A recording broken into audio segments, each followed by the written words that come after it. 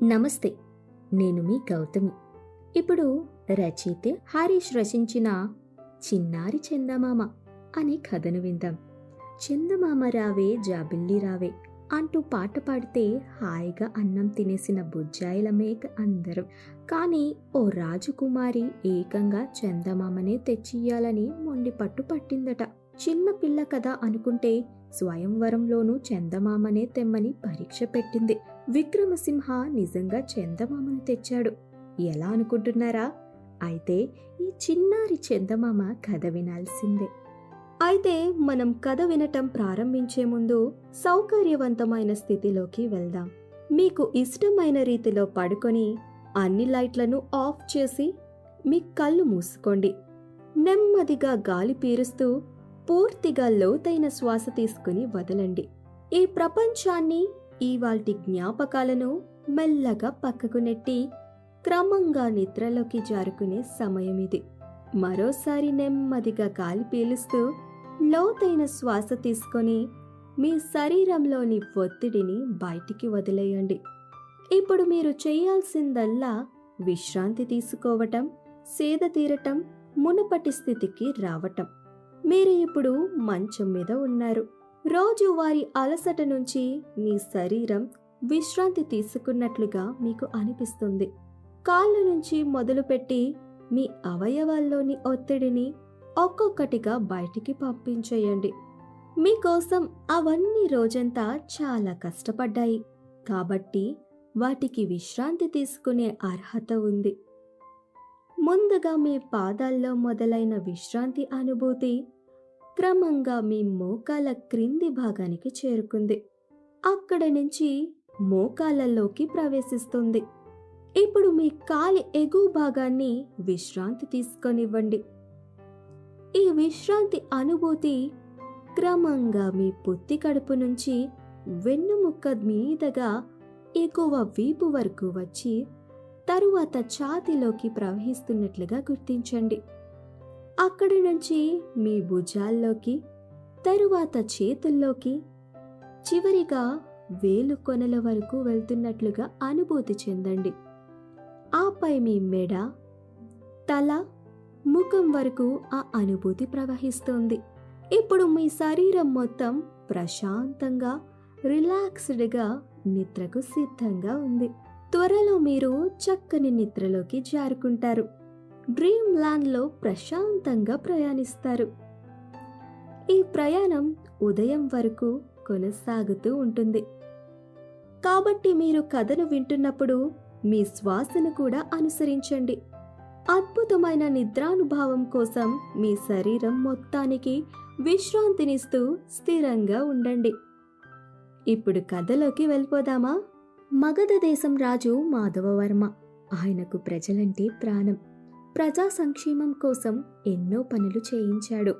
కొలువులోని మంత్రులను, ఇతర సిబ్బందిని ఎంతో గౌరవించేవాడు. రాజైన అహంకారం ఏ కోసనా లేదు. ఒక్క మాటలో చెప్పాలంటే రాజుల్ మత్తులు వారి సేవ నరక ప్రాదయంబు అన్న దూర్జటి కవి సూక్తి మాధవవర్మకు వర్తించదు. మాధవవర్మకు 10 ఏళ్ల కూతురుంది. ఆమె పేరు శ్రీదేవి. అయితే రాజు మాత్రం ఆ అమ్మాయిని చిన్నారి అని ముద్దుగా పిలుస్తుంటాడు. ఒకరోజు చిన్నారికి ఉన్నట్టుండి అనారోగ్యం చేసింది. వెంటనే రాజు వైద్యుడు వచ్చి పరీక్షలు జరిపాడు. నాడి చూశాడు, జ్వరం ఉందో లేదో చూశాడు. కళ్ళు కింద నల్లటి చారలున్నట్లు గమనించాడు. నాలుకను పరిశీలించి అందులో ఉండాల్సినంత తేమ లేదని గుర్తించాడు. ఇంతకు నా బిడ్డ జబ్బేమిటో చెప్పు అన్నాడు రాజు. మహాప్రభు, చిన్నారికి తీవ్రమైన జబ్బేమీ లేదు. కాకపోతే ఆమెకు మనసులో తీరని కోరిక ఏదో ఉన్నట్టుండి అడిగి చూడండి అన్నాడు ఆ వైద్యుడు. నీ కోరికేమిటో చెప్పు తల్లి, తీరుస్తాను అన్నాడు. చిన్నారి మెల్లగా ఇలా అంది. నాన్న, నాకు చందమామ కావాలి. చందమామను తీసుకొచ్చి నాకిస్తే నాకు జబ్బు ఉండదు అంది. రాజు కాసేపు ఆలోచించి ఇలా వాగ్దానం చేశాడు. చిన్నారి, నేను ఈ రాత్రి చందమామను తీసుకొచ్చి నీకిచ్చేస్తా. నువ్వింకా హాయిగా ఉండొచ్చు అన్నాడు. చిన్నారి మౌనంగా నవ్వుతూ కళ్ళు మూసుకుంది. చిన్నారి అప్పుడే తండ్రి తనకు చందమామని కానుకగా ఇచ్చినట్లు, ఆమె చందమామ బుగ్గల గిల్లుతూ అల్లరి చేస్తున్నట్లు, చందమామ ఒడిలో తల పెట్టుకుని పడుకున్నట్లు కలలు కంటోంది. చందమామ తన దోస్తులలోనే ఉన్నట్లు ఊహించుకుంటుంది ఆ చిన్నారి. రాజు వెంటనే తన గదికి వెళ్ళాడు. ఉన్నపలంగా ప్రధానమంత్రిని పిలిపించాడు. మహారాజు పిలుపు వినగానే ప్రధానమంత్రి పరుగును తీస్తూ వచ్చాడు. ఇంత త్వరగా రమ్మనడానికి కారణం ఏమిటా అని ప్రధానమంత్రి ఆలోచిస్తూ నిల్చున్నాడు. ప్రధానమంత్రిని ఉద్దేశించి రాజు ఇలా అన్నాడు. ప్రధానమంత్రి గారు, మనం ఇప్పుడు వెంటనే చిన్నారికి చందమామను తెచ్చి ఇవ్వాలి. ఆమె చేతికి చందమామ ఇస్తే తప్ప ఆమె తిరిగి కోలుకోదు. మీరు వెళ్ళి చందమామను తేగలరా? ఆ మాట వినగానే ప్రధానమంత్రి ఆలోచనలో పడిపోయాడు. చాలాసేపు దీర్ఘంగా ఆలోచించాడు. రాజు గుండెల్లో ఒకటే ఆందోళన. ప్రధాని నోటి నుంచి ఎలాంటి సమాధానం వస్తుందో అని. సాధ్యమైనా చెబుతాడా, అసాధ్యమని చెబుతాడా? తాను ప్రాణప్రదంగా ప్రేమిస్తున్న చిన్నారిని దక్కించుకోవడం ఎలా అంటూ ఆలోచనలో పడ్డాడు. ప్రధానమంత్రి చివరికి రాజుతో ఇలా అన్నాడు. మహాప్రభు, మన్నించాలి. చందమామ మనకు 35,000 కోసల దూరంలో ఉంది. పైగా మనం దాన్ని తెచ్చినా అది చిన్నారి గదిలో పట్టదు. పైగా చందమామ కరిగించిన రాగితో తయారైంది. చందమామని తీసుకురావటం నా వల్ల కాదు. తమరు మన్నించాలి అన్నాడు. రాజుకు ఆ సమాధానం విన్న వెంటనే ఒళ్ళు మండింది. ఆగ్రహంతో ఇలా బిగ్గరగా అరిచాడు. నీ వల్ల కాకపోతే వెంటనే నా దగ్గర నుంచి వెళ్ళిపో. వెళ్ళి గారడీల ఘనస్వామిని నా దగ్గరకు పంపించు. ప్రధాని ఇదే అదును అనుకుని నేరుగా వెళ్ళిపోయి గారడీల ఘనస్వామిను మహారాజుకు వద్దకు పంపించాడు. రాజు చిన్నారి కోరిక విషయం ఘనస్వాముడికి వివరించాడు. నువ్వెలాగైనా సరే చందమామను పట్టుకురావాలి, లేకపోతే నా బిడ్డ నాకు దక్కదు అంటూ వేడుకున్నాడు. గారడీల గణేశ్వరుడు కాసేపు కళ్ళు మూసుకుని ఆలోచించి ఇలా సమాధానం ఇచ్చాడు. మహారాజా, మీకు తెలియందేముంది కాదు. నా సత్తా ఏపాటిదో. పాలును నీరుగా మార్చాను, పావురాన్ని కోడిగా మార్చాను, వెండి బిళ్ళను బంగారు ముద్దగా మార్చాను. కాని మీరు చెప్పిన ఈ పని మాత్రం నా వల్ల కాదు ప్రభు. చందమామను తెచ్చి ఇచ్చే శక్తి నాకు లేదు. పైగా చందమామ మనకు 1,00,000 కోసల దూరంలో ఉంది మహారాజా. అంతేకాదు, అది మన రాజ ప్రస్థానం కంటే 4 రెట్లు పెద్దది. మన్నించండి. మీకోసం అంత పెద్ద చందమామని తెచ్చే ఇవ్వడం నా వల్ల కాదు ప్రభు అనేశాడు. రాజుకు మళ్ళీ ఆగ్రహం తన్నుకొచ్చింది. కాని తమాయించుకుని, సరే నువ్వెళ్ళు, గణిత శాస్త్రజ్ఞుణ్ణి ఇక్కడికి రమ్మను అన్నాడు. గణిత శాస్త్రజ్ఞుణ్ణి దాదాపు 53 ఏళ్లుంటాయి. బట్టతల ఉంటుంది. ఆయన గణిత శాస్త్రంలో మహాపండితుడు. ప్రశాంతంగా నిద్రపోయేందుకు నీంద్ యాప్లోకి అడుగుపెట్టండి. ఈ క్షణమే నీంద్ యాప్ను డౌన్లోడ్ చేసుకోండి.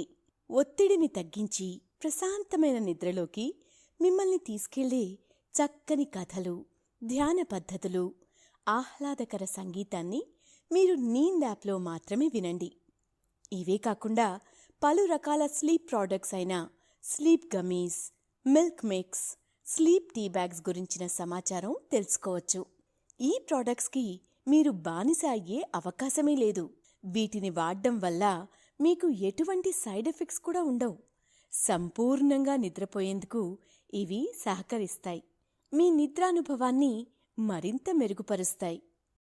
ఉన్నట్టుండి తనతో మహారాజుకు ఏ పని పడిందా అని ఆలోచించుకుంటూ వచ్చి నిలబడ్డాడు. అతని వచ్చి రాగానే రాజు ఇలా అడిగాడు. గణిత శాస్త్రవేత్తగారు, మీరైనా నా బిడ్డను కాపాడండి. వెంటనే వెళ్ళి ఆ చందమామను పట్టుకురండి. మీకు తోడుగా ఎంతమంది భటులు అవసరమైతే అంతమందిని తీసుకువెళ్ళండి.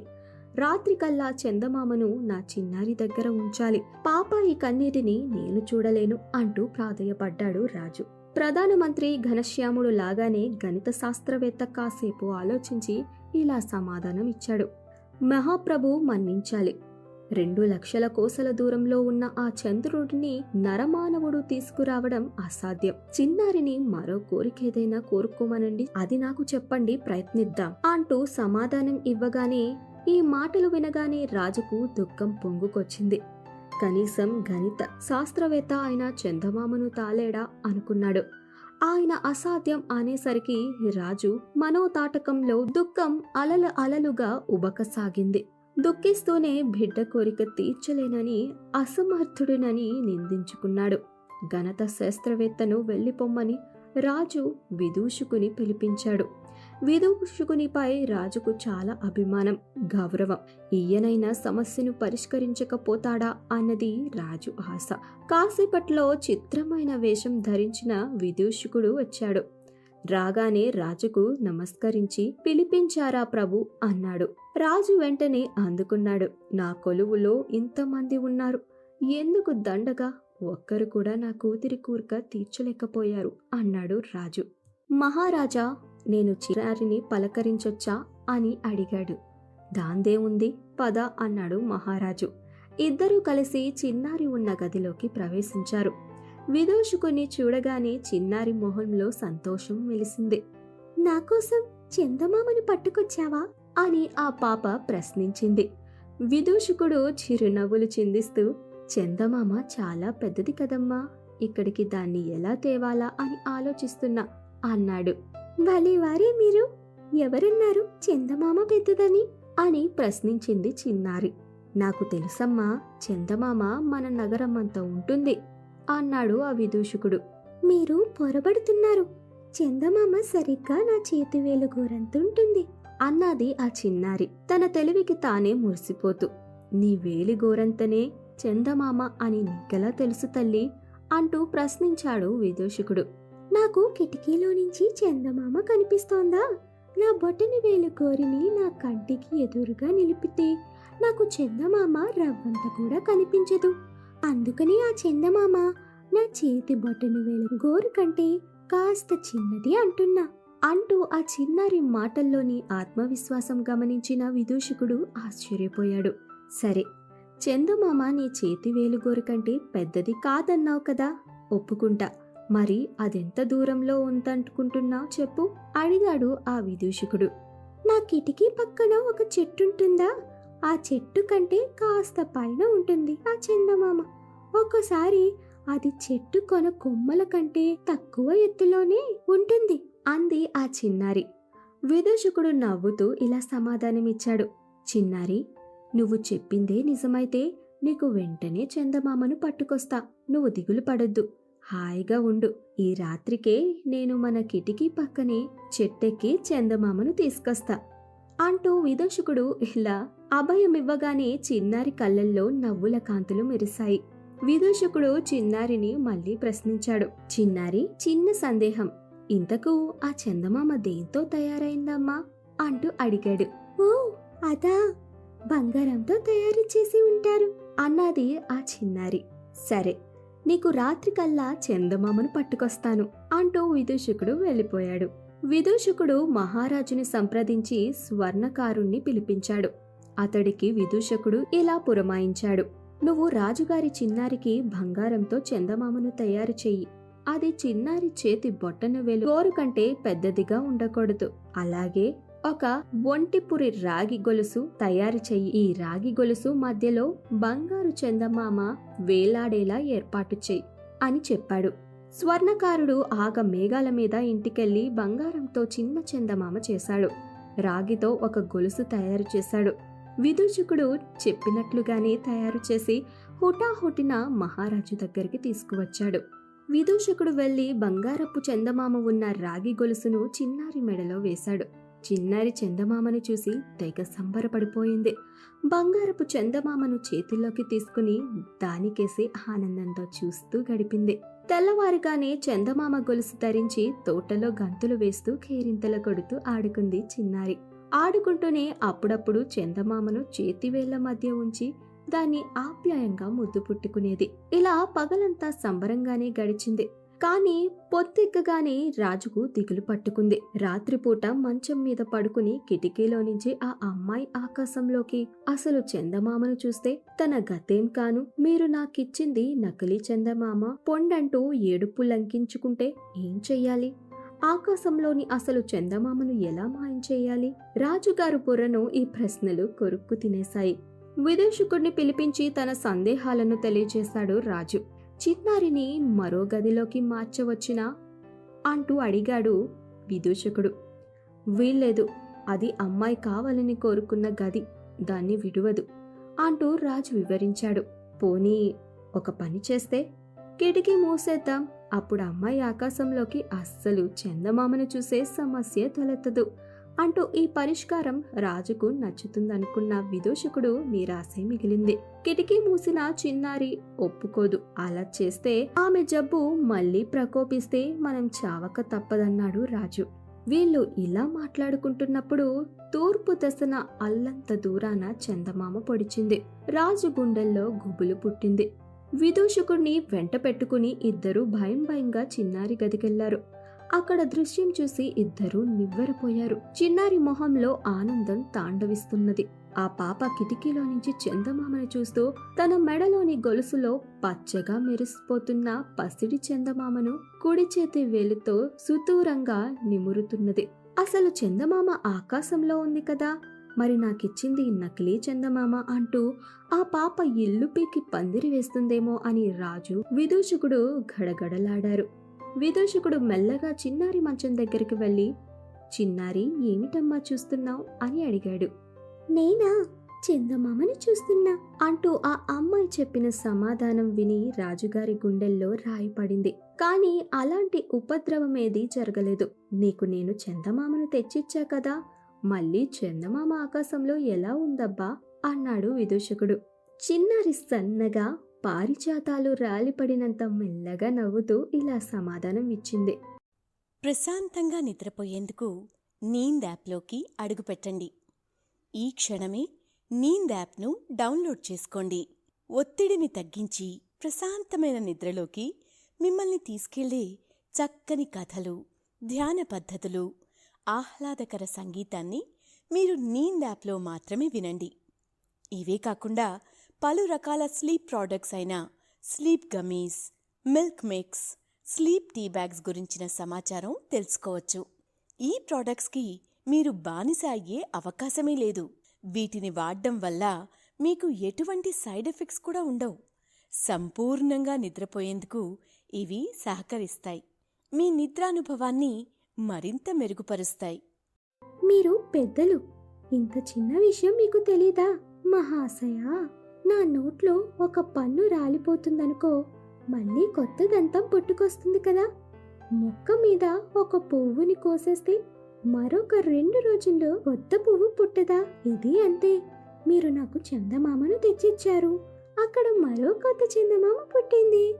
ఇది కేవలం ప్రకృతి నియమమే కదా, అంతేనా నాన్నగారు అంటూ ఆ అమ్మాయి అనగానే రాజు, విదూషకుడు ఆనందంతో నిట్టూర్చి విడిచారు. మళ్ళీ గొడవ చేస్తుందనుకున్న చిన్నారి కాసేపట్లో హాయిగా నిద్రపోయింది. ఆమె ఛాతిపై చందమామ పచ్చగా మెరుస్తున్నది. రాజుగారు మనసుకు ప్రశాంతతనిచ్చింది. చిన్నారి బాల్యమంతా చందమామతో గడిచిపోయింది. గురువుల వద్ద విద్యాభ్యాసాన్ని అభ్యసిస్తున్నప్పుడు కూడా చందమామని చేత్తో పట్టుకుని కూర్చునేది. కాలం గడిచే కొద్దీ చిన్నారి చందమామలా తయారైంది. చుట్టుపక్కల 7 రాజ్యాల్లోని ఆమె అందానికి సాటి వచ్చేవాళ్లు లేరు. అందంలోనే కాదు, అన్ని రకాల యుద్ధ కళల్లోనూ ఆరితేరింది ఆ చిన్నారి. ఇప్పుడు రాజకుమారి అయినా సరే మహారాజు చిన్నారి అని పిలుస్తున్నాడు. ఆమె గుండెలపై చందమామ మెరుస్తూనే ఉంది. ఆకాశంలో చందమామ అయినా అమావాస్య రోజు మాయమైపోతుందేమో కానీ చిన్నారి చందమామ మాత్రం ఎప్పుడూ వెన్నెల కురిపిస్తున్నట్లనే మెరుస్తుంటుంది. మహారాజుకు ఇప్పుడు ఒక కొత్త దిగులు పట్టుకుంది. చందమామ లాంటి చిన్నారికి వరుణ్ణి తీసుకురావాలి కదా. చిన్నారి అందంలో సాటి రావాలంటే చందమామనే మనిషిగా మారి తీసుకురావాల్సిందే. అంతేనా? చిన్నారికి యుద్ధ విద్యల్లోనూ సరిసాటి అయిన వాడిని వెతకడం ఎలా అని రాజు ఆలోచించసాగాడు. ఒకరోజు ప్రధానమంత్రిని పిలిపించాడు. చిన్నారి పెళ్లి విషయం చెప్పాడు. ఆమెకు అన్ని విధాలా సరితూగే వరుణ్ణి వెతకాలని చెప్పాడు. రాజు కాకపోయినా పర్వాలేదని, రాజ్యానికి చిన్నారిని రక్షించే సత్తా ఉంటే చాలని, తన రాజ్యాన్ని అప్పగించి తాను విశ్రాంతి తీసుకుంటానని ప్రకటించాడు. అమ్మో, చిన్నారికి వరుణ్ణి వెతకడం చందమామని తీసుకురావడం కంటే కష్టమైన పనేలా ఉంది అనుకున్నాడు ప్రధానమంత్రి. మహారాజు కోరికను ఎలాగైనా తీర్చాలని భావించాడు. మహారాజుతో ఇలా అన్నాడు: మహారాజా, మీరేమనుకోనంటే నాదొక సలహా. చిన్నారికి మనం స్వయంవరం ప్రకటిద్దాం. హాజరైన వారందరికీ చిన్నారి ఏ పరీక్షలు పెడుతుందో పెట్టనివ్వండి. నెగ్గిన వారికి రాజకుమారి, ఎన్నుకున్న వారితోనే వివాహం జరిపిద్దాం అంటూ ప్రధానమంత్రి సలహా మహారాజుకు నచ్చింది. అలాగే చేద్దామని ఏర్పాట్లు చేయమని పురమాయించాడు రాజు. చుట్టుపక్కల రాజ్యాలు అన్నింటికీ సమాచారం చేరవేయాలని చెప్పాడు. తనే స్వయంగా వెళ్లి తన ఆలోచనని చిన్నారికి చెప్పాడు. చిన్నప్పటి నుంచి తండ్రి తనకు అన్నీ ఇచ్చాడు. ఆమె కూడా తండ్రి మాటకు ఎప్పుడూ ఎదురు చెప్పలేదు. ఇప్పుడు కూడా మహారాజు మాటను శిరసావహించింది చిన్నారి. మీ ఇష్టం నాన్నగారు అని చెప్పింది. ఎవరిని చూపిస్తే వారినే వివాహం చేసుకుంటానని కూడా చెప్పింది. ఆ మాట విన్న మహారాజు ఇలా అన్నాడు: పిచ్చి తల్లి, నీకు వరుణ్ణి వెతికే అంత సామర్థ్యం నాకు లేదు. నీకు తగిన వాడిని నువ్వే ఎన్నుకోవాలి. త్వరలోనే స్వయంవరం ఏర్పాటు చేస్తాను. నీ అందం గురించి, పరాక్రమం గురించి తెలియని రాజ్యం లేదు. యువరాజులు అందరూ నీకోసం పోటీ పడతారు. రాజులే కానక్కర్లేదు, రాజ్యంలో నిన్ను గెలిచే ఉందనుకున్న వారందరూ వస్తారు. ఏ పరీక్షలు పెడతావో పెట్టు. నీ మనసుకు గెలుచుకుని నీకు నచ్చిన వరుణ్ణి ఎన్నుకో అంటూ రాజు చెప్తాడు. రాజకుమారి తన గది కిటికీ వద్ద నిల్చుని ఆకాశంలో చందమామను చూస్తుంది. తనకు కాబోయే వాడికి ఎలాంటి పరీక్ష పెట్టాలి, వారి మనసు గురించి ఎలా తెలుసుకోవాలి అని ఆలోచిస్తుంది. తన స్నేహితులు అందర్నీ అడిగింది. ఎవరూ సాయం చేయలేకపోయారు. రాజకుమారి ఆలోచిస్తూనే నిద్రపోయింది. పాపం, ఆమెకు కలలో ఒక విచిత్రమైన కల వచ్చింది. కాళ్ల కింద మబ్బులు కదులుతున్నాయి. నక్షత్రాలు చేతికందుతున్నాయి. పూల జల్లు కురిపిస్తోంది. కొండలన్నీ తెల్లగా మెరిసిపోతున్నాయి. దూరంగా ఓ చెట్టు కింద ఓ వ్యక్తి కనిపించాడు. అతను తప్ప ఆ భూప్రపంచంలో ఇంకెవ్వరూ కనిపించలేదు. రాజకుమారి అతన్ని సమీపించింది. ఆమె రాకను, ఆమెకు ముందుగా సుగంధాలను మోసుకెళ్లే గాలి అతనుకు తెలియచేసింది. అతను వెనక్కి తిరిగి చూశాడు. అతని గుండెపై రాజకుమారి పెద్ద చందమామ కనిపించింది. అతని ముఖం మాత్రం ఎంత ప్రయత్నించినా కనిపించడం లేదు. చందమామ సూర్యుడిలా వెలిగిపోతున్నాడు. ఆ కాంతిని భరించాలంటే కళ్ళు చిన్నవి చేసి చూడాల్సిందే. కాంతి అంతకంతకు ఎక్కువైపోతుంది. కళ్ళు క్షణక్షణానికి చిన్నగా మారిపోతున్నాయి. ఆ కాంతిని అంత దగ్గరగా చూడటం ఎవ్వరి వల్ల కాదు.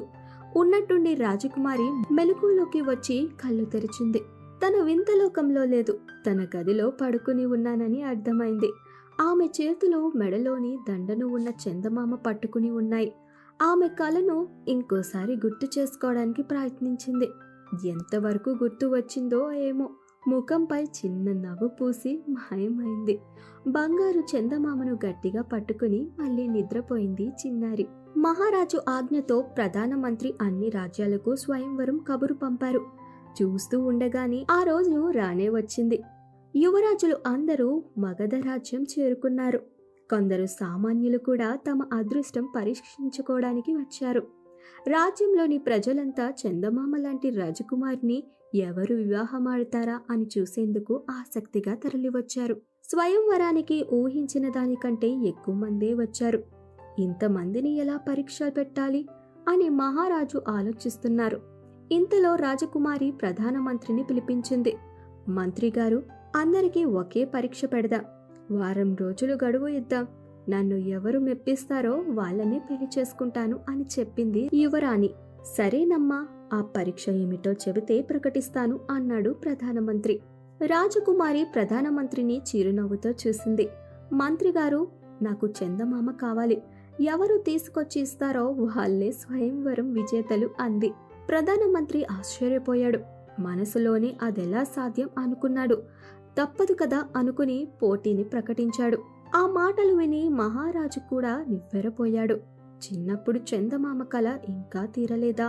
భగవంతుడా, ఇప్పుడెలా చెయ్యాలి అనుకున్నాడు. ప్రకటన వినగానే స్వయంవరానికి వచ్చిన చాలా మంది చందమామని ఎలా తీసుకురావాలి, అదేమైనా భూమిపైన ఉందా అనుకుని ఆ క్షణమే ప్రయత్నాన్ని విరమించుకున్నారు. ఇంకొందరు యువరాజులు సైన్యాన్ని సిద్ధం చేసి చందమామ వేటకు వెళ్లాలని ఉన్న పలంగా తిరిగి ప్రయాణమయ్యారు. అందరికీ వారం రోజులు గడువే ఉంది. ఇంకొందరు రాజకుమారిని సొంతం చేసుకోవాలని ఉంది. కానీ చందమామని ఎలా తీసుకురావాలో అర్థం కాక దిక్కులు చూస్తూ నిల్చునే ఉన్నారు. కానీ మగధ రాజ్యానికి చెందిన విక్రమసింహ మాత్రం రాజకుమారి శ్రీదేవిని కళ్ళప్పగించి చూస్తున్నాడు. రాజకుమారి గురించి వినడమే కాని చూడటం అతనికి ఇదే మొదటిసారి. తనెవరో తదేకంగా చూస్తున్నట్లు రాజకుమారికి అనిపించింది, కానీ దూరంగా ఉండటం వల్ల ముఖం కళ్ళు పోల్చుకోలేకపోయింది. మాధవవర్మ శ్రీదేవితో పాటు మగధ రాజ్యమంతా ఫలితాల కోసం ఎదురుచూస్తున్నారు. ఇంకొక రోజే మిగిలి ఉంది. కలలో తనకు కనిపించిన రూపాన్ని గుర్తు చేసుకోవడానికి రాజకుమారు చాలా ప్రయత్నించింది. పగటి కలలు కూడా కంది, అయినా ప్రయోజనం లేకపోయింది. పూల వర్షంలో చందమామ వెలిగి కనిపిస్తుంది. రేపు ఎవరు స్వయంవరం గెలుస్తారా అనుకుంటూ నిద్రపోయింది రాజకుమారి. సూర్యుడు ఆకాశంలో పుట్టగానే శ్రీదేవి నిద్రలేచింది. స్నానం చేసి ముస్తాబైంది. మహారాజు కబురుతో రాజమందిరంలో అడుగుపెట్టింది. ఊహించినట్టే స్వయంవరంలో పోటీ పడిన వాళ్ళు ఎవ్వరూ రాలేదు. శ్రీదేవి మౌనంగా వెళ్లి మహారాజు పక్కన ఆసీనురాలైంది. మహారాజు ఆమెతో, చెప్తే విన్నావు కాదు తల్లి, చందమామను ఎవరు తెస్తారమ్మా అన్నాడు. నిబంధనల ప్రకారం ప్రధానమంత్రి ఎవరైనా చందమామను తీసుకొచ్చారా అని అడిగాడు. ఆయన మనసులోని ఎవ్వరికీ సాధ్యం కాదు అనుకున్నాడు. ఇంతలో ఒకరు, నేను తెచ్చాను ప్రభు అని చెయ్యి పైకి ఎత్తాడు. సభ మొత్తం అతని వైపు తిరిగింది. విక్రమసింహ నేరుగా వచ్చి రాజకుమారి ముందు నిల్చున్నాడు. ఏం తీసుకొచ్చాడా అన్నట్టు ఆమె అతని కళ్ళల్లోకి చూసింది. అతని నవ్వుతూ దుస్తుల లోపల గుండె వద్ద దాచిన కాగితం బయటకు తీశాడు.